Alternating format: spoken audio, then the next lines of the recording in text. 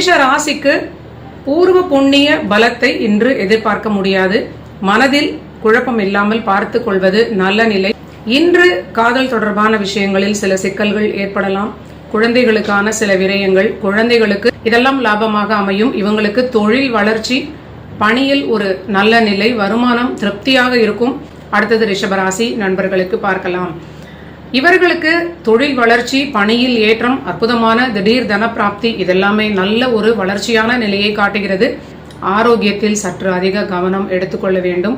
இது ஒன்று மட்டும் இவங்களுக்கு ரொம்ப முக்கியமான நிலை. உடல் ஆரோக்கியம் இல்லைன்னா இவங்களுடைய உறவினர்களோடு இருக்கக்கூடிய சில சிக்கல்களாக இன்று வெளிப்படலாம்.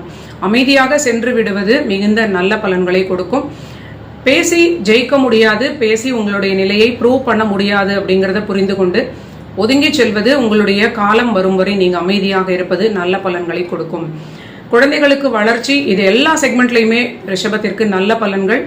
ஆனால் ஆரோக்கியமும் உறவினர்களிடமும், முக்கியமாக தாய் தந்தை வழி உறவினர்களோடு சற்று எச்சரிக்கையாக இருப்பது, ஒதுங்கி இருப்பது நல்ல பலனை கொடுக்கும்.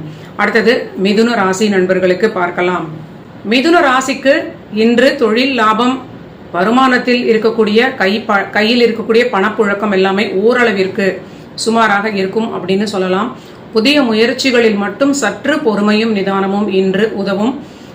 திடீரென்று தைரியம் குறைவது போன்ற ஒரு நிலை ஏற்படலாம். ஆனால் குடும்பத்தில் மகிழ்ச்சி, நிம்மதி, வாழ்க்கை துணையின் உதவியால் மேன்மையான நல்ல பலன்கள் தொடர்ந்து நடக்கிறது.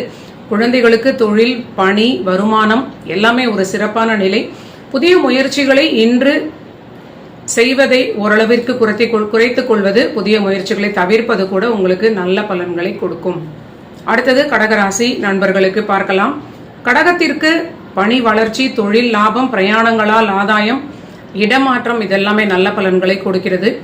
இன்று ஒரு நாள் குடும்ப வாழ்வில் மிகுந்த அக்கறை தேவை. வாக்கு கொடுக்காமல் இருப்பது உங்களுக்கு நல்ல பலன்கள். கொடுத்த வாக்கை காப்பாற்றுவதில் சற்று சிக்கல் இருக்கலாம். உணவில் அக்கறை, ஆரோக்கியத்தில் சற்று அதிக முக்கியத்துவம் கொடுப்பது உங்களுக்கு ஒரு பாதுகாப்பை கொடுக்கும். அடுத்தது சிம்ம ராசி நண்பர்களுக்கு பார்க்கலாம்.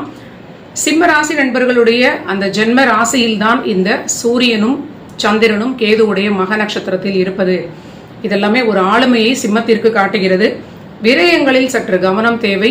கண்டிப்பாக ஆண்களாக இருக்கக்கூடிய சிம்மராசி நண்பர்கள் வாழ்க்கை துணையோடு வாக்குவாதம் இல்லாமல் இருப்பதும், வாழ்க்கை துணையுடைய ஆரோக்கியத்தை அலட்சியம் செய்யாமல் இருப்பதும் இன்றைய ஒரு நிலைக்கு சால பொருந்தக்கூடிய ஒரு நல்ல நிலை.